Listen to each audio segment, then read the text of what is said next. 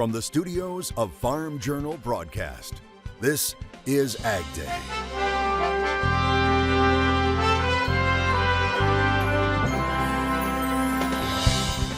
It's known for its wheat and sunflowers and so much more. We head to Kansas, where agriculture is king, as we continue our tour of the Ag States of America. Today is the first day of summer, but in some places, winter is hanging on as farmers in the Midwest continue to wait for substantial rains. There's nothing in the soil. Crop condition ratings continue to slide. We'll have the latest numbers and whether any rain is on the way right now on AgDay. Good morning, I'm Clinton Griffiths. Drought conditions persist in the Corn Belt, and with more than 50% of the corn and soybean crops in drought, grain prices continue to climb. The latest crop condition ratings are now in. USDA releasing its latest snapshot of condition ratings on Tuesday. The U.S. corn crop now 55% rated good to excellent. That's down 6% from last week. Soybeans also struggling in drier conditions. Now 54% rated good to excellent. That's down 5% from the previous week. Now, one state where drought conditions have climbed dramatically is Iowa. Right now, just over 67% of the state is in some sort of drought. That's an almost 25% increase over the last week. AgDay's Michelle Rook joins us. Michelle, farmers in Iowa are watching the weather and waiting right now. Some areas of Iowa did see rain over the long holiday weekend, but in general, crop conditions are below a year ago in the state for both corn and soybeans, and drought continues to expand and intensify. That makes the next couple of weeks critical for preserving yield. Crop stress is showing up early for farmers in parts of northwest Iowa. While some areas of the state received rain recently, many others were missed and have been seeing carryover from last year's drought. Tiles in a lot of places haven't run for a year, if not two. I know last year Woodbury County, National Weather Service recorded the second lowest precipitation on record. I think 1933 was number one. According to the rain gauge at my place, I'm actually behind versus last year. The beans are stunted and the corn is visibly showing the impact of not just dry conditions, but also heat, with highs in the 90s the last 2 weeks. It just seems like during the day you see the sandy spots out in the hills and the corn curling up, so it makes you really wonder, is there going to be permanent damage from this type of heat stress? Nelson believes he's already losing top-end yield with conditions worse than recent droughts. We weren't worried about the crop at this point in 2012, and we are now. The highest usage days are coming up, and some of the hottest days are coming up, and there's absolutely nothing in the tank. There's nothing in the soil. Central Iowa had better subsoil moisture, but spring precip is still running below normal. Probably down 35–40% right now on moisture that we typically do. So a lot of the tiles are still flowing, but they're kind of drying up too a little bit. Lloyd's optimistic the crop hasn't been hurt yet, but says rain is critical in the next 2 weeks or they'll shave top-end yield. It's hard to put a figure on, but probably 20% at least by July, And the thing is, it just depends how much and when. I mean, we've been getting a couple little sprinkles, but 1/10 of an inch here and there is not really doing it, Not even keeping the dust down. However, corn is rooting deeper with the stress, and if those areas receive moisture, they could still rebound and see some surprisingly strong yields. I'm Michelle Rook reporting for AgDay. Rain, not an issue in much of the South that has experienced tornadoes almost daily during the past week, resulting in significant damage, some deaths, and 500,000 people without power. One power company saying some people may be without power for an additional week or more. High heat is adding to the danger, along with high humidity, creating higher heat indices. And today marks the first day of summer, but you wouldn't know it in the mountains of Washington State. This was the scene Tuesday at Crystal Mountain. Yep, it's still snowing there. Now, it's located in the northeastern corner of Mount Rainier National Park. Skiing season is over for now, and they're hoping to open up the area to hiking soon, but they say there's still snow on the trails. But some areas in need of moisture, such as the Great Plains, may finally get some. Meteorologist Matt Engelbrecht joins us with more. Yeah, it's going to be kind of interesting when we look together. Now, look through the precipitation estimate for our Wednesday and Thursday. What you're going to see is what we've been talking about. last couple of days. Ridge of high pressure right over the Midwest, which means any rain that can't go through it, it's got to go around it. So what you'll see is the precipitation, the rain chances increase actually back down to the south and down here to the south, and then pick up back here towards the east. Now there's an upper level low that's feeding a substantial amount of rainfall through the southeast, and then pockets right on the outskirts of that right over here, both on that low in the upper part of the atmosphere and then that ridge at the surface. That's why we get kind of this half circle look through Texas, Oklahoma, and back up here towards the plains. A lot of rainfall though down into Florida, Georgia, and the Carolinas. Go ahead and take a look at your screen here. This is coming out of Iowa. A spectacular shot. Ryan sending this one in, sharing the sunset and some pretty good looking wheat too. Just beautiful. I'll have more on your forecast coming up. Mexico's president says he will sign an agreement with tortilla makers in the country to use only non-GMO corn. Additionally, the Mexican government says it plans to implement new import tariffs on white corn. President Andrés Manuel López Obrador saying the tariffs will promote more domestic buys, and he emphasized the importance of preserving the nation's traditional food practices. That decision raising concerns again from the U.S. and Canada, both countries recently asking for consultations regarding Mexico's decree, which aims to ban GMO corn imports for food use by the year 2024. Mexico defending its action, saying its self-sufficiency in white corn production means that the ban does not qualify as a trade barrier. The price of orange juice is still on the rise due to shrinking production. Florida farmers have just picked the smallest citrus crop in nearly a century. The state continuing to battle bad weather and citrus greening. Right now, a gallon of orange juice is selling for more than $10. Experts say the juice they are getting isn't as sweet due to greening causing fruit to be more bitter. And don't expect help from Brazil. That country also experiencing a drop in production due to bad weather.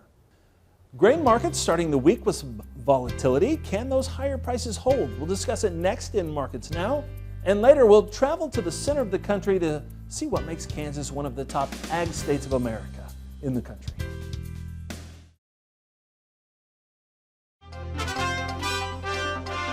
Grain started higher on Tuesday, but saw markets turn around midday. Where are things headed now? Michelle Rook asked that question in Markets Now. Dwayne Bussey with Bolt Marketing joining us. And Dwayne, we ended off our session highs in corn and soybeans. It looked like we got maybe a little profit taking when we got above $6 on D's corn, $13.50 on November beans.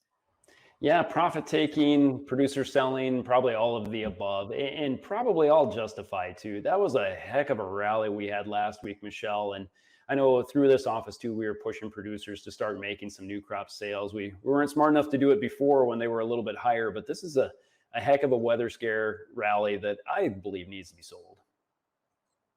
No doubt. We've rallied over $1 off the lows in corn, over $2 in soybeans. So do you feel like, what percentage do farmers need to be selling on this second chance rally?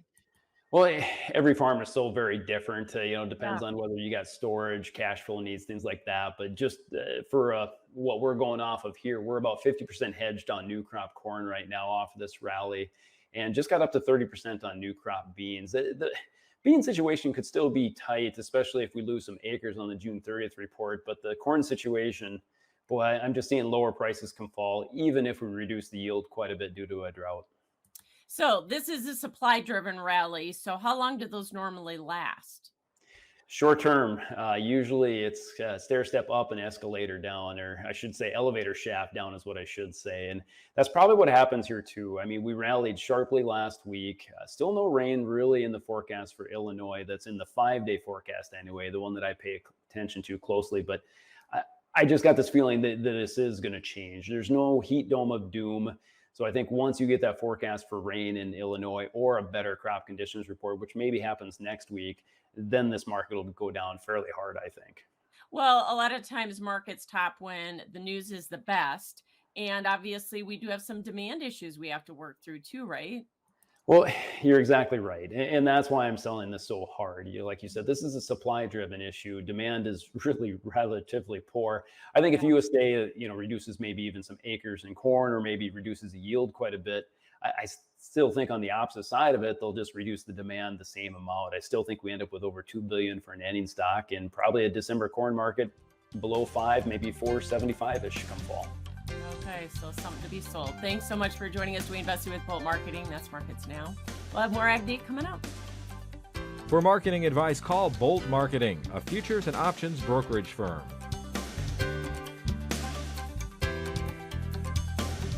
Your next piece of equipment is on MachineryPete.com. Search equipment from dealerships across the country to find what you're looking for. Only on MachineryPete.com.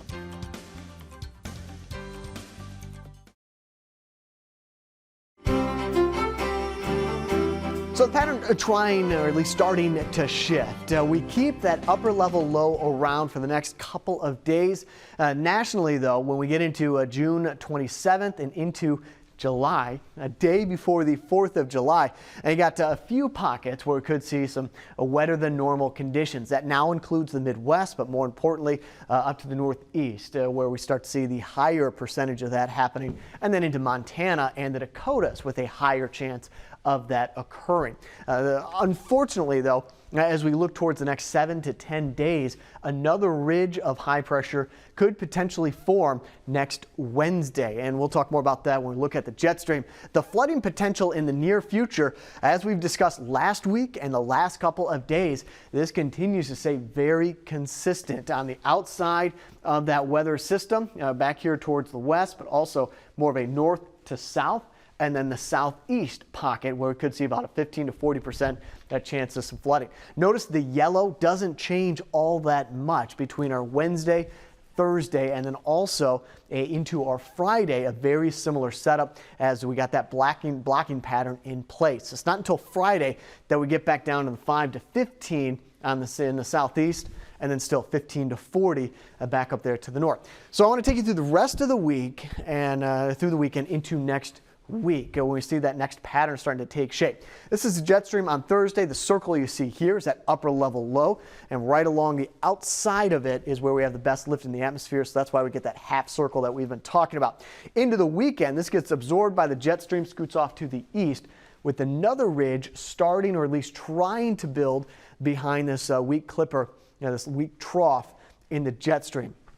That's the ridge that I'm talking about. So next Tuesday and Wednesday, keep this in mind. The heat and the dry weather building over Texas, again, Oklahoma, and also back up towards the Canadian and United States border.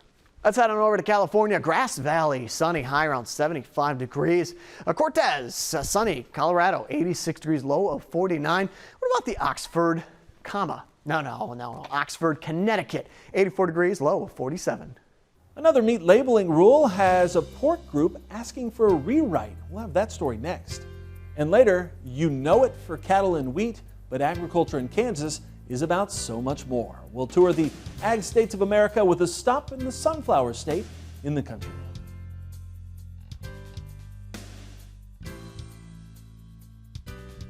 Got equipment to sell privately but tired of scams and hassles? Visit MachineryPete.com and click Sell Mine.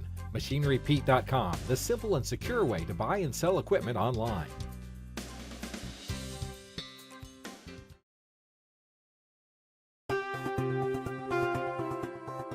The National Pork Producers Council is asking USDA to scrap or rewrite a proposed rule on labeling meat as product of the USA. Now, under the proposal, the Food Safety and Inspection Service only would allow the label claim for meat from animals born, raised, harvested, and processed here in the U.S. But NPPC is pointing out that meat from live animals imported into the U.S. for all the same reasons could no longer make such a claim.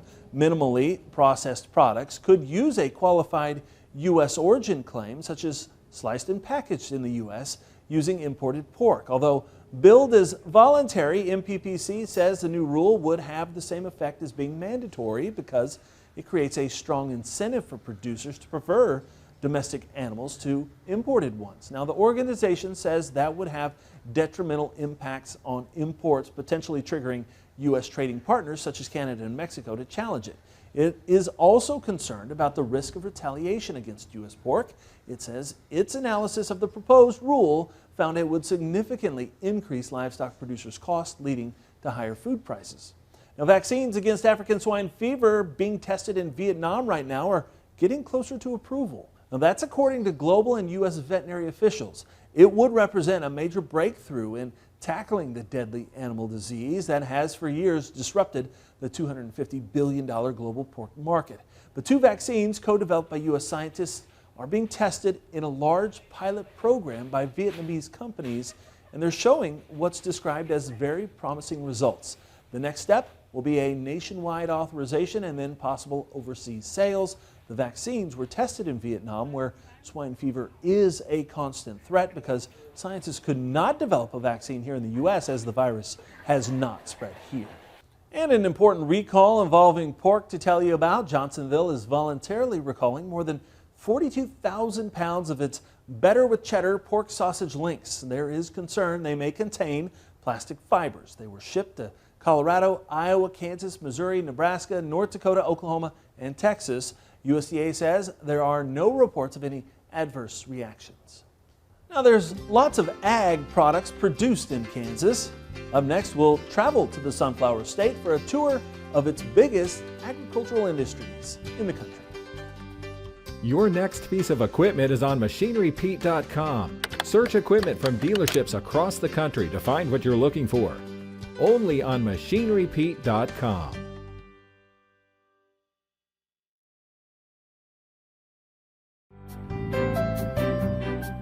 In the Country on AgDay is brought to you by Pivot Bio. What if you had the nitrogen you need already on seed?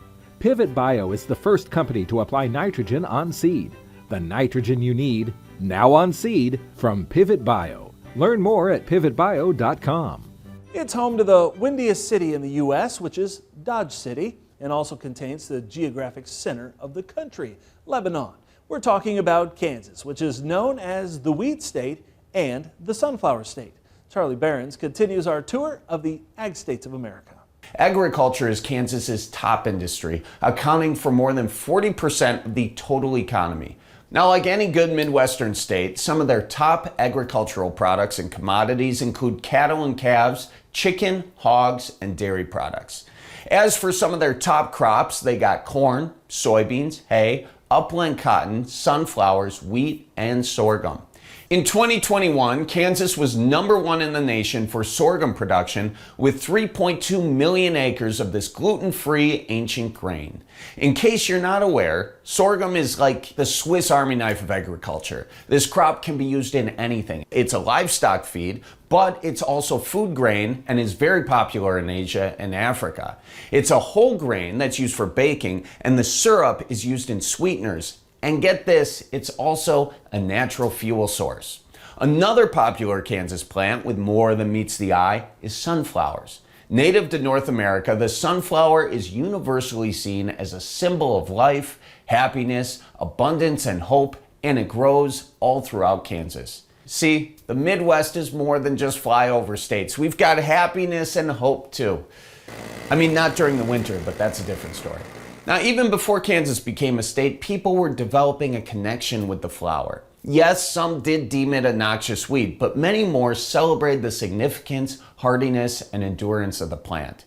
After statehood, a presidential candidate used the sunflower in his campaign, and it now graces the state flag.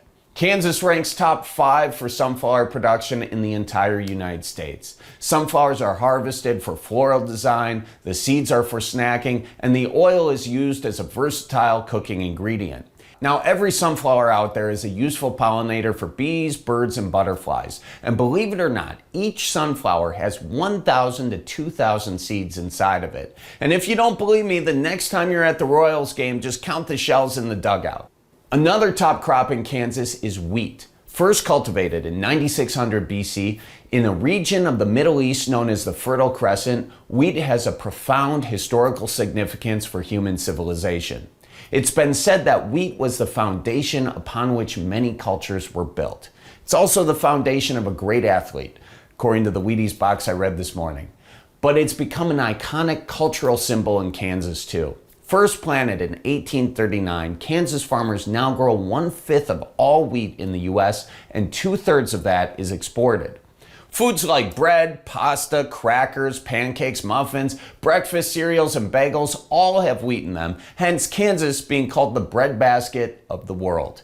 It is estimated that the average American consumes 134 pounds of wheat each year. And it is possible that most of that comes from drinking beer, but that's beside the point. All right, thanks, Charlie. Now you can watch more of these state-by-state features by heading over to pivotbio.com/originals for more Ag States of America. That's all the time we have this morning. We're sure glad you tuned in. From all of us here at AgDay, I'm Clinton Griffiths. Have a great day.